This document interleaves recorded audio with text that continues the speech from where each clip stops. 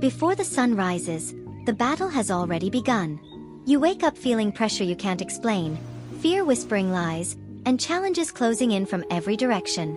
This is not coincidence. It is a moment that demands spiritual strength. In this powerful morning prayer journey, you will discover how to stand firm when attacked on all sides, how to silence fear before it takes control, and how to walk forward covered in peace. From heavy dawns to declared victory, this message will awaken your faith, restore your strength, and remind you that you are never abandoned. Today, the storm does not decide the outcome. Faith does. Stand strong, rise early, and pray. The morning broke quietly, but beneath the calm surface, tension was already rising. Long before sunlight touched the horizon, countless individuals awoke with a weight on their chest, an unexplainable pressure that refused to lift. Reports from early hours describe minds racing faster than the ticking clock, hearts pounding without physical cause, and a lingering sense that today would not be ordinary. It was not noise that stirred people awake, but an inner unrest, signaling that the battle had begun before the day officially started. According to these early observations, the struggle did not announce itself dramatically. There were no alarms of danger, no visible threats, only the subtle invasion of worry, doubt, and fear. As people lay still in their beds, thoughts began stacking one upon another. Unfinished responsibilities, unresolved conflicts, looming decisions, and silent anxieties. The darkness of the early morning seemed to amplify these whispers, making problems feel larger and strength feel smaller. Spiritual analysts note that this moment, just before dawn, is often the most vulnerable. The body is awake, but the spirit feels exposed. In this fragile window, unseen battles take shape, attacks on peace, confidence, and hope.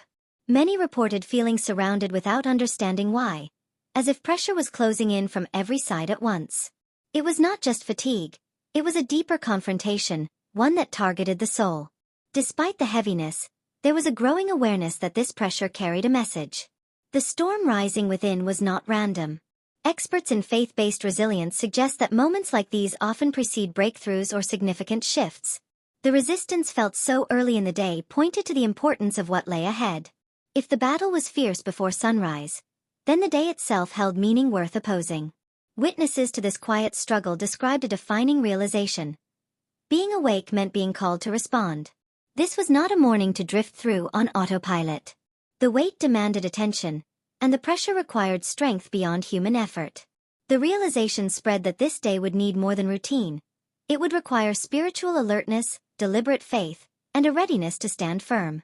As dawn slowly approached, one truth became clear in these reports. The individual was not the only one awake. The storm was awake too. Yet within that awareness came the first spark of resolve. If the battle had already begun, then surrender was not an option.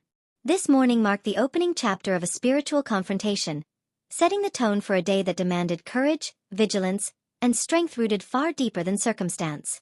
As the day continued to unfold after the tense early hours, the pressure first reported before dawn did not fade. It multiplied. What began as an inner heaviness soon manifested in visible ways. Messages arrived carrying bad news, responsibilities stacked higher, and unexpected obstacles emerged one after another. Observers noted a common theme among those affected. A feeling of being surrounded, as if challenges were closing in from every direction with no clear escape. Reports described how financial concerns resurfaced with urgency, emotional wounds reopened without warning, and strained relationships added new weight to already burdened hearts. Each issue alone might have been manageable, but together they formed a relentless siege. Individuals spoke of feeling boxed in, pulled by obligations on one side and fear on the other, while hope seemed to stand just out of reach. The storm that awakened them had followed them into the daylight. Despite this growing intensity, something unexpected began to surface within the narrative. In the midst of the surrounding pressure, a quiet but persistent realization emerged. Being surrounded did not mean being abandoned. Faith leaders observing these moments emphasized that the sense of isolation was deceptive. Though circumstances screamed confinement, there was evidence of an unseen presence holding the line, refusing to let the pressure fully collapse the spirit. Several testimonies highlighted subtle but powerful signs of support. Moments of clarity amid confusion, unexpected calm during heated situations, and strength appearing exactly when exhaustion peaked. These moments did not remove the battle, but they shifted its meaning. The fight was no longer one of survival alone. It became a reminder that help was nearer than the fear suggested. Analysts pointed to a spiritual paradox at work. When pressure intensifies from all sides, it often signals that something valuable is being protected. The opposition grows loudest where purpose is strongest. What felt like encirclement was, in truth, a moment of positioning. An opportunity for faith to recognize that divine presence does not retreat in hardship, but moves closer. Connections to the early morning battle became clearer as the chapter unfolded. The unease before sunrise was no longer a mystery. It was preparation. The soul had sensed what the day would demand. The awareness that emerged now gave meaning to that earlier heaviness, confirming that the fight was not imagined but real, and that endurance would be required. Eyewitness accounts revealed a shift in response. Instead of collapsing under the weight, many began to stand their ground. They acknowledged the pressure without surrendering to it. This marked a turning point where fear was no longer allowed to define reality. The realization spread that while the situation looked overwhelming, the outcome was not controlled by appearances. Faith commentators stressed that abandonment is not proven by difficulty, but by absence, and absence was nowhere to be found. Even in silence, support was present. Even in struggle, guidance remained active. The sense of being held, though unseen, became the anchor that kept many steady as the day intensified. As challenges continued to surround them, resolve quietly replaced panic. The narrative shifted from "Why is this happening?" to "I am not alone in this." This internal change did not remove the siege, but it strengthened the heart against it. Surrounded no longer meant defeated. It meant positioned within a greater protection. The story carried a powerful contrast. The pressure remained, the challenges still stood, yet despair no longer dominated the atmosphere. What began as isolation transformed into awareness. Though attacked on all sides, those at the center of the storm were not abandoned, and that truth became the foundation for the battles still ahead. Following the realization that being surrounded did not mean being abandoned, a new phase of the struggle began to surface. As external pressures continued to press in, fear shifted tactics, moving from the outside to the inside. Reports indicate that fear no longer appeared merely as a reaction to circumstances, but as a voice seeking authority, attempting to govern thoughts, decisions, and emotions. What had once been background noise now demanded center stage. Witnesses described fear rising subtly, disguising itself as logic and caution. It questioned strength, replayed worst-case scenarios, and magnified every uncertainty. Even those who had found reassurance in knowing they were not alone began to feel their confidence erode. Fear did not shout. It whispered persistently, aiming to crown itself as the ruling force of the mind. Analysts observing these developments emphasized that this was a critical turning point in the conflict. Fear's goal was not merely to intimidate, but to dominate, to sit on the throne of thought and dictate perception. Once fear ruled the mind, it could distort reality, making temporary struggles feel permanent and manageable challenges seem impossible. Connections to the earlier chapters became evident as the pattern unfolded. The heaviness before dawn had prepared the battlefield, the surrounding pressure had tested endurance, and now fear attempted to claim victory internally. This was no longer about circumstances alone. It was about control. Whoever ruled the mind would ultimately shape the outcome of the day. Accounts from those affected revealed intense internal tension. Calm moments were interrupted by sudden anxiety. Confidence wavered without warning. Even when nothing outwardly changed, fear created a sense of urgency and danger. It demanded attention, insisting that something was wrong, even when evidence suggested otherwise. Faith-based commentators highlighted a crucial insight. Fear thrives in uncertainty but collapses under truth. They stressed that fear's authority is borrowed, not legitimate. It can only rule if invited. This realization marked the beginning of resistance, as individuals began recognizing fear not as a guide, but as an intruder. As awareness grew, a countermessage started to take hold. Reports noted moments when fear's grip loosened, when individuals paused, breathed, and refused to obey the panic rising within. In these moments, clarity returned. Fear was exposed not as a signal of danger, but as a test of trust. Observers noted that this internal battle was often more exhausting than the external pressures described earlier. Fighting visible problems required effort, but confronting fear required courage. It demanded an active decision to reject what felt convincing but was ultimately destructive. This struggle marked a deeper level of engagement in the spiritual conflict. Gradually, a shift occurred in the narrative. Fear still attempted to rise, but it no longer stood unchallenged.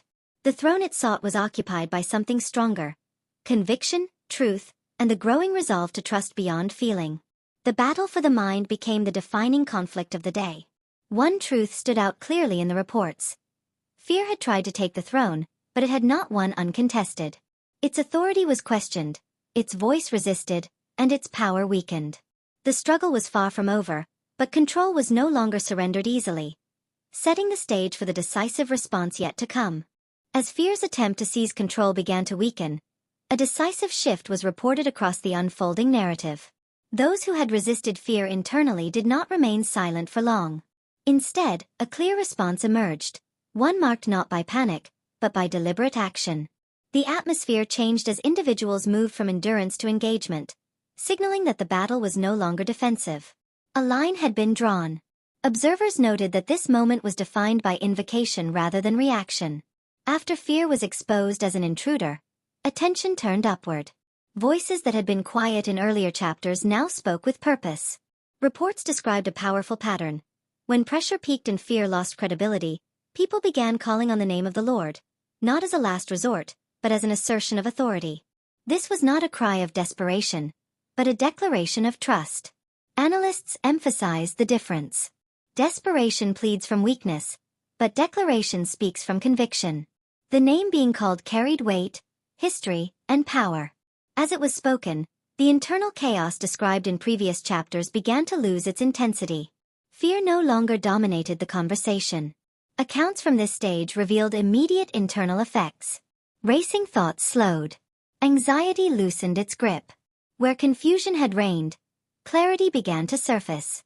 The act of calling on the Lord redirected focus away from the storm and toward strength greater than the storm. This redirection proved pivotal. Spiritual commentators pointed out that names carry authority, and this name in particular had long been associated with deliverance and victory. When spoken with belief, it shifted the balance of power. The enemy that once whispered fear now faced resistance. Darkness did not vanish instantly, but it retreated noticeably. Connections to earlier chapters became unmistakable. The heaviness before dawn had awakened awareness. The surrounding pressure had tested endurance. Fear's attempted takeover had revealed the battlefield of the mind. Now, calling on the Lord marked the first offensive move. The narrative had transitioned from surviving the attack to confronting it. Witnesses described a strengthening resolve among those involved. Voices grew steadier. Posture changed, not physically, but spiritually. Even though circumstances remained unresolved, confidence increased. The simple act of calling on the Lord disrupted the cycle of fear and replaced it with expectancy. Reports also highlighted that this response did not require elaborate words. What mattered was sincerity and faith. In whispered prayers and silent declarations, authority was exercised. The enemy's influence weakened not because circumstances changed, but because allegiance shifted. Analysts observed a clear pattern. Where the name of the Lord was spoken, fear lost its foothold. Pressure remained present, but it no longer dictated behavior. The storm was still active, yet it was no longer in control. The center of gravity had moved. The narrative confirmed a critical development. The battle had entered a new phase, one defined by spiritual authority rather than emotional reaction. Calling on the name that shakes the enemy did not end the conflict, but it re-established who held power. With that authority reclaimed, the foundation was laid for strength and protection to rise in the chapters ahead. In the aftermath of calling on the name that shifted the balance of power, a deeper realization began to surface across the unfolding reports. As fear retreated and authority was reclaimed, attention turned inward once again, but this time with clarity. Many discovered that they had not stepped into the battle unprepared. What felt like vulnerability was, in truth, forgetfulness. The armor had been there all along. Observers noted that once panic subsided, individuals began recognizing patterns of protection already at work. Words spoken earlier had not collapsed under pressure.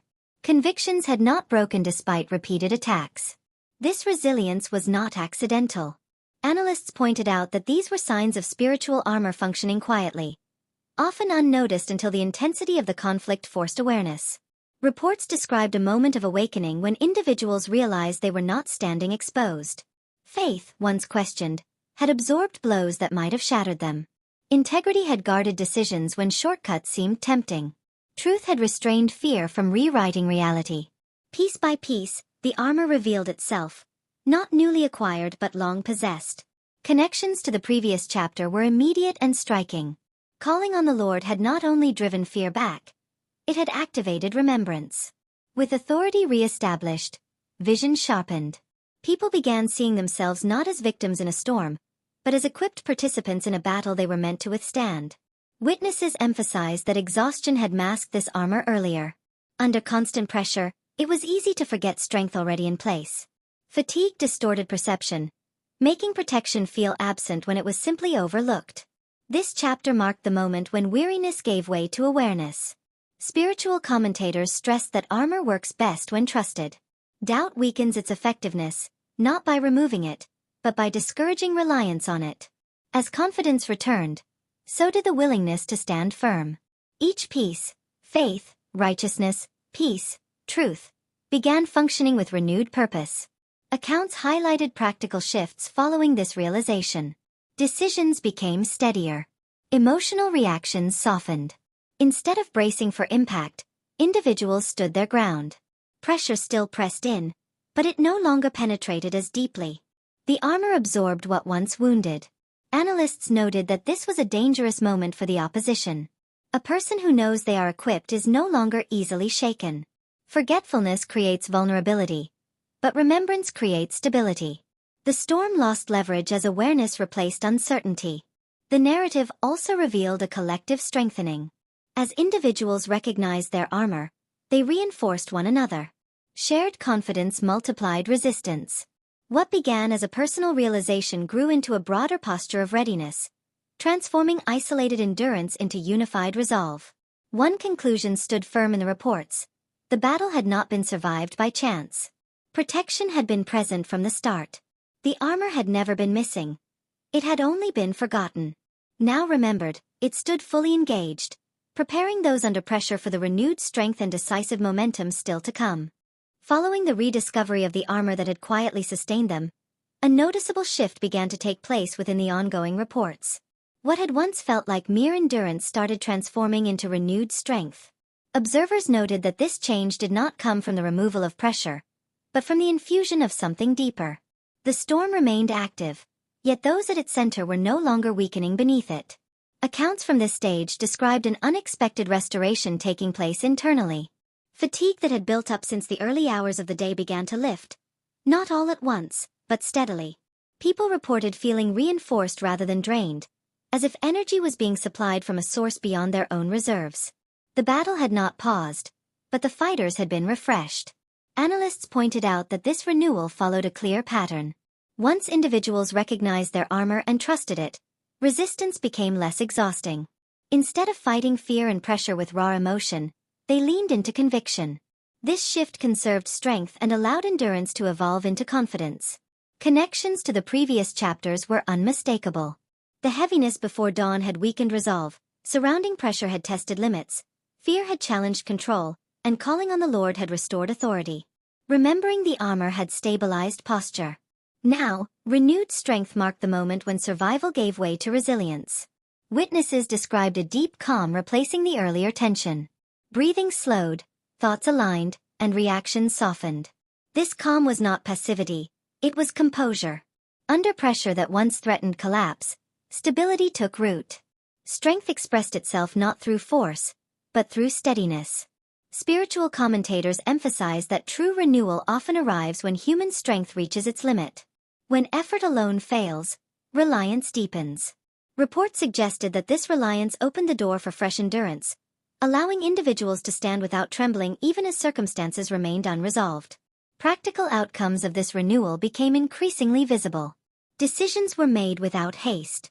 Conversations carried patience instead of frustration. Challenges were addressed one step at a time rather than all at once. Pressure still surrounded them, but it no longer dictated pace or posture. Analysts also observed that renewed strength sharpened discernment. With clarity restored, distractions lost their power. Energy was no longer wasted on imagined threats. Focus returned to what mattered most, allowing progress even in the midst of ongoing opposition. Confidence continued to rise. Those once overwhelmed now stood anchored. The narrative shifted from, "How much longer can I endure?" to, "I can stand as long as needed." This internal change signaled a major turning point in the unfolding battle. Reports confirmed a defining truth. Strength had been renewed without the storm being silenced. Pressure remained, but it no longer controlled the outcome.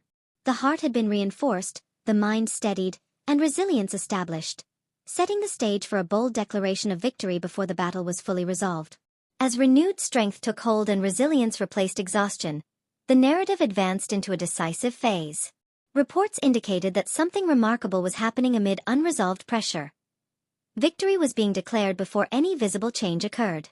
This declaration did not arise from optimism, but from confidence rooted in restored strength and clarity. The battle still raged, yet the outcome was no longer in doubt. Observers noted that this shift marked a bold departure from earlier stages. Where individuals once waited for circumstances to improve before finding hope, they now spoke with assurance despite ongoing challenges. Words changed. Language reflected certainty rather than survival. The declaration of victory became an act of faith, asserting control over fear and doubt before they could regroup. Analysts emphasized that this was not denial of reality, but a redefinition of it. Declaring victory before the battle ends repositions the mind and spirit, aligning them with truth rather than circumstance. The storm had not stopped, but its authority had been stripped. Pressure remained present, yet it no longer dictated belief. Connections to previous chapters became increasingly clear. The heaviness of dawn had awakened awareness. Being surrounded had tested trust. Fear had attempted to rule. Calling on the Lord had restored authority. Armor had been remembered. Strength had been renewed. Now, declaration emerged as the natural progression, a confident response to all that had already been established. Witnesses described how these declarations altered internal landscapes. Anxiety loosened further. Courage expanded. The fear of failure was replaced by expectancy. Even when obstacles persisted, confidence held firm. The act of declaring victory strengthened resolve and reinforced the belief that the outcome was already secured. Spiritual commentators highlighted that declaration carries power when backed by conviction. Spoken faith reinforces inner alignment and challenges opposing forces. Reports noted that where victory was declared, hesitation diminished. Action followed belief, and movement replaced stagnation. Practical shifts accompanied this phase. Individuals approached challenges with boldness rather than caution. Decisions were made with confidence, and obstacles were confronted without retreat. The declaration of victory did not eliminate effort, it fueled it. Strength now had direction. Analysts observed that this moment placed significant pressure on opposition. When fear loses influence and hope gains a voice, resistance weakens. Declared victory disrupted the cycle of intimidation, making setbacks temporary rather than defining. Unity also strengthened. Declarations were echoed, reinforcing collective confidence. Shared conviction multiplied courage, transforming isolated battles into a shared stand. What once felt lonely now felt supported. The reports carried a powerful conclusion. Victory had been claimed even while the fight continued. The outcome was no longer questioned. Faith had spoken, confidence had risen, and the battle's direction had shifted decisively, paving the way for a final chapter marked not by struggle, but by peace. As victory was declared even before the battle fully concluded, the atmosphere across the unfolding reports shifted once again. What followed was not chaos or overconfidence, but an unexpected calm. Observers noted that peace began to settle in, not because challenges had vanished, but because their power to disturb had been broken. The storm that once dominated every thought now raged at a distance. Accounts from this final stage described a steady forward movement. Individuals were no longer bracing for impact or scanning for the next threat. Instead, they walked with intention, guided by a quiet assurance that surrounded them like a shield.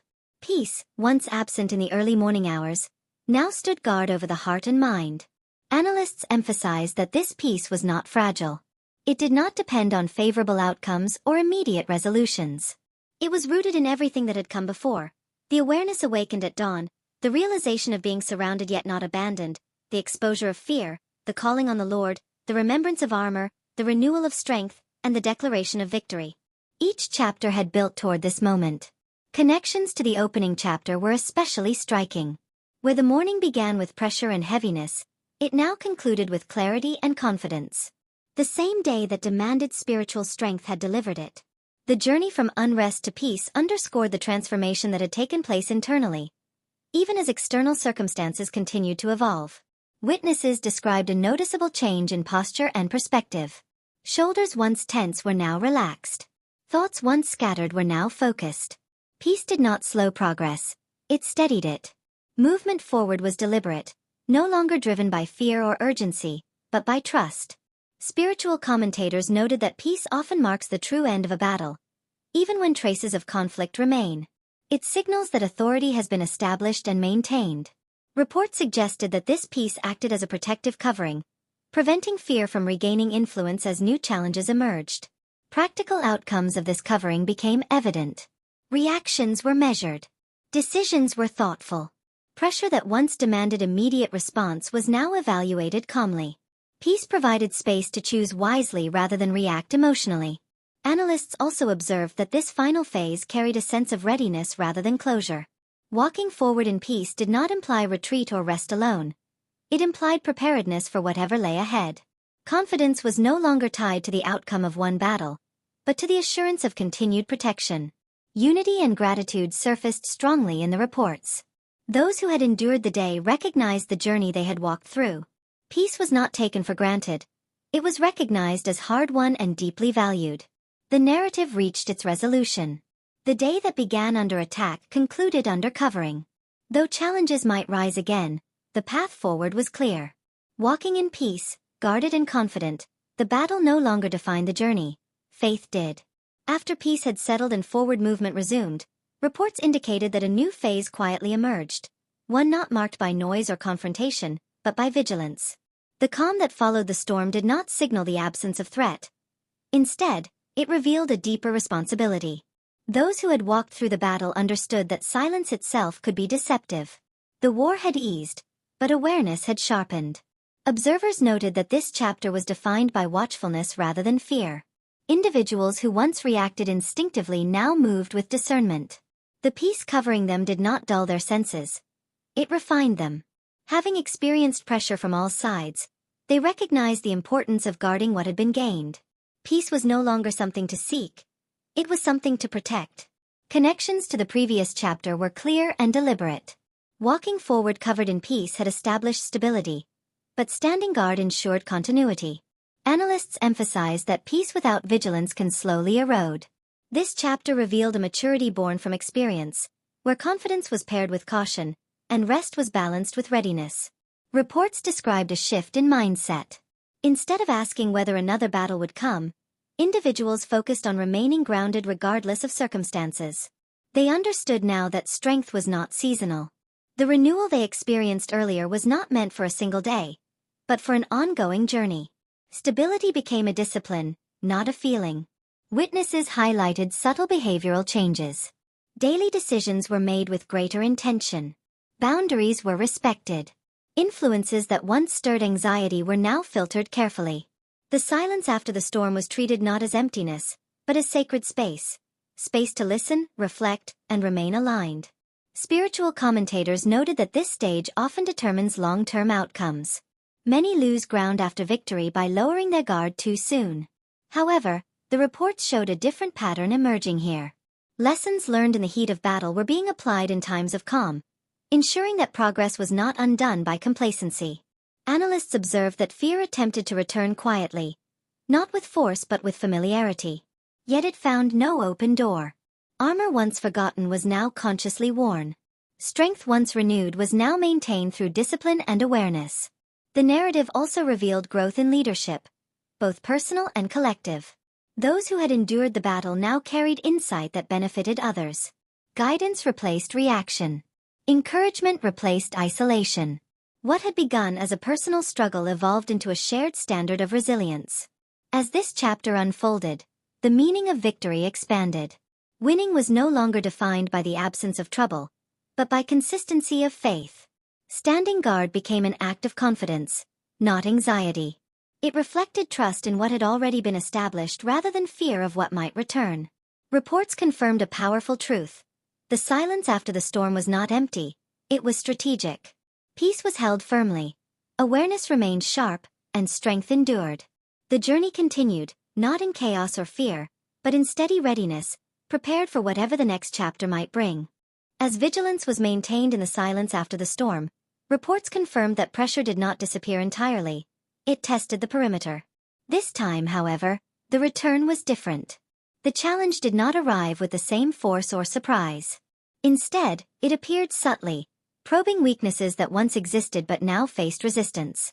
What followed revealed how deeply the journey had reshaped those who stood their ground. Observers noted that when new tensions surfaced, faith responded before fear had a chance to speak. The reflex had changed. Where panic once rushed in, discernment now rose first. This was the direct result of standing guard after peace was restored. Awareness had not faded, and readiness proved its value when the test returned. Connections to the previous chapter were unmistakable. The discipline of vigilance transformed reaction time. Instead of scrambling for strength, individuals drew from what had already been established. Armor was not searched for. It was already worn. Authority was not reclaimed. It was maintained. The return of pressure exposed growth rather than weakness. Reports described how familiar triggers lost their former power. Situations that once caused anxiety were now met with calm evaluation. The storm attempted to replay old patterns, but the response had evolved. Faith answered first, grounding the moment before fear could escalate it. Analysts emphasized that this stage marked a crucial maturation point. Victory declared earlier was now being upheld through consistency. Faith was no longer reactive or situational. It was proactive. This demonstrated that strength renewed in earlier chapters had not been temporary, but transformative. Witnesses shared that confidence no longer depended on emotional highs or peaceful conditions. Even when discomfort returned, stability remained. Faith was expressed through steady decisions, measured responses, and unwavering trust rather than dramatic declarations alone. Spiritual commentators observed that opposition often returns to test permanence. The goal is not always to defeat, but to intimidate and reclaim influence. Yet in this chapter, intimidation failed. What once felt threatening now felt familiar, and familiarity removed fear's advantage. The narrative also highlighted collective reinforcement. When one felt pressure, others recognized it and responded with support. Isolation, once a powerful weapon, found no opening. Strength multiplied through shared vigilance and mutual encouragement. Reports confirmed that faith responding first reshaped outcomes. Challenges were addressed early, preventing escalation. Peace was preserved not by avoidance, but by decisive grounded action. The storm no longer dictated timing or tone. A defining conclusion emerged. The test had returned, but control had not shifted. Faith stood ready, alert, and established. What began as survival in the early morning had become sustained authority. The journey continued, not unchallenged, but unshaken, prepared to move forward with confidence into whatever lay ahead. As faith continued to respond first when pressure returned, reports revealed a deeper transformation taking place beneath the surface. What was once an act of resistance had become a way of life. Authority was no longer something summoned only in crisis. It was sustained through daily consistency. The battle lines had shifted, and stability now defined the narrative. Observers noted that consistency changed everything. Small, disciplined choices made during calm moments reinforced strength when tension appeared. Faith was no longer activated only under threat. It operated continuously. This steady posture prevented fear from regaining influence, even when familiar challenges attempted to resurface. Connections to the previous chapter were clear and intentional. When the test returned, faith responded first because it had been practiced, not improvised. Analysts emphasized that authority grows strongest when it is exercised regularly. What once required intense effort now flowed naturally, revealing how deeply the earlier lessons had taken root. Reports described how pressure began to lose its intimidation factor. Situations that once demanded emotional energy were now handled with quiet confidence. There was no rush, no internal conflict, only calm execution. Consistency stripped the opposition of surprise and leverage. Witnesses shared that this stage felt different from victory declarations earlier in the journey. This was not about bold statements or dramatic turning points. It was about endurance refined into stability. Faith expressed itself through patience, wisdom, and restraint rather than urgency. Spiritual commentators noted that this is often where lasting change is secured. Many survive battles but struggle to maintain gains. Here, however, the discipline of consistency preserved what had been won. Armor remained worn, vigilance remained active, and peace remained guarded. Analysts observed that authority strengthened quietly but firmly. There was no need to prove strength because it was evident in outcomes. Decisions carried clarity. Responses carried confidence. Pressure was acknowledged but no longer negotiated with. The narrative also highlighted a deepened sense of purpose. With fear no longer dictating direction, focus sharpened. Energy was invested wisely. Instead of reacting to threats, individuals advanced intentionally, shaping their path rather than defending it constantly. As this chapter unfolded, unity continued to reinforce authority. Shared consistency multiplied impact. What individuals practiced privately became strength collectively. Stability spread, creating an environment where fear found little room to operate. Reports confirmed a powerful conclusion. Authority sustained through consistency is harder to challenge than authority activated by crisis. The journey had matured. Faith was no longer just strong, it was established. And with that foundation secured, the story moved toward a future defined not by survival, but by steady, unshakable purpose. As authority was strengthened through consistency, reports confirmed that the journey moved beyond defense and into deliberate advancement. What began as endurance under pressure had now evolved into purposeful momentum. Individuals were no longer merely holding ground. They were stepping forward with confidence shaped by experience. The narrative shifted from maintaining stability to building impact. Observers noted that this advancement was not rushed or reckless. It was measured, intentional, and deeply rooted in the lessons learned through earlier trials. Faith, once exercised to survive attacks, was now directing long-term vision.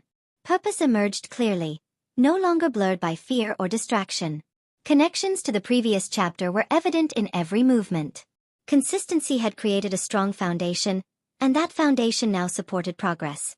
Analysts emphasized that unshakable purpose does not form in moments of excitement, but through sustained discipline. What had been practiced daily was now guiding direction decisively. Reports described how clarity replaced uncertainty. Decisions were aligned with values rather than pressure. Opportunities were evaluated wisely, and paths once avoided due to fear were now approached with confidence. The past no longer dictated limits.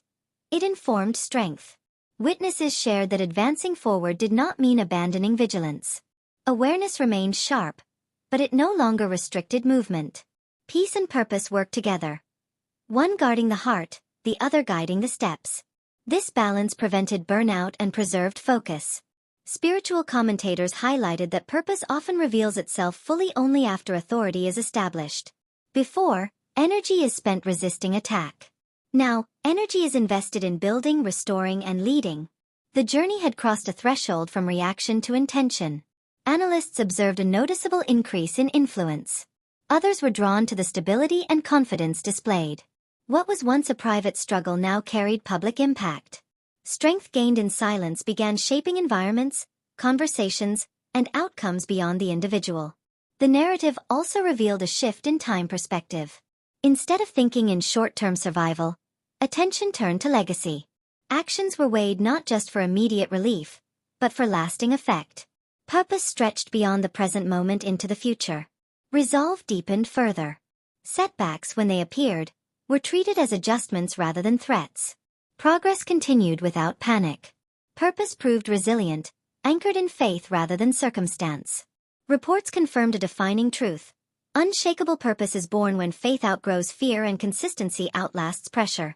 The journey that began in a heavy dawn had matured into forward motion with clarity and confidence.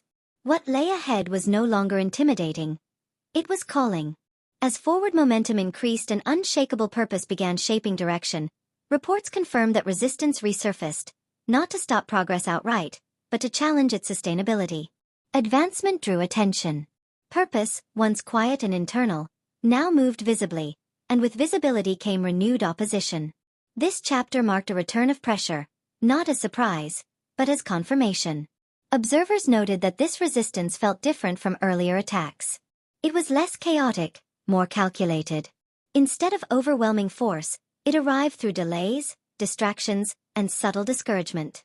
The goal was no longer to instill fear, but to exhaust resolve. Purpose was being tested for durability. Connections to the previous chapter were immediately apparent. Advancing forward had required clarity and confidence, and now that clarity itself became the target. Analysts emphasize that resistance often intensifies when direction becomes clear. Uncertainty had once been a weakness, but certainty now attracted challenge. Reports described moments where progress slowed unexpectedly. Opportunities required patience. Results took longer than anticipated. These conditions tempted frustration, urging a retreat into comfort or complacency. Yet the response revealed growth. Instead of interpreting resistance as failure, individuals recognized it as part of forward movement. Witnesses highlighted a key shift in mindset. Earlier battles demanded survival. This one demanded perseverance. Faith was not shaken by the delay. It was refined by it. Purpose held steady, even when immediate outcomes were postponed. This endurance demonstrated maturity forged through earlier chapters. Spiritual commentators noted that this stage separates impulse from calling. Many abandon purpose when resistance returns, mistaking difficulty for disqualification. However, reports showed a different pattern here. Consistency, established earlier, now proved essential. Purpose did not retreat, it adjusted and continued. Analysts observed that resistance exposed priorities. Distractions that once carried weight were now dismissed quickly. Energy was guarded carefully. Focus narrowed, not from fear, but from wisdom. What mattered most received attention. Everything else lost influence. The narrative also revealed strengthened patience. Rather than forcing outcomes, individuals trusted timing. Pressure no longer dictated urgency. This patience was not passive, it was active trust, grounded in the authority and peace established earlier in the journey. As the chapter unfolded, confidence deepened further. Resistance no longer caused doubt, it reinforced conviction. Each obstacle affirmed that progress was real and purpose was alive. Opposition became evidence, not deterrent. Reports confirmed a powerful truth. Purpose that endures resistance becomes unmovable. The journey forward continued, not without challenge, but without retreat. What began as faith under fire had now become purpose under pressure, and it stood firm,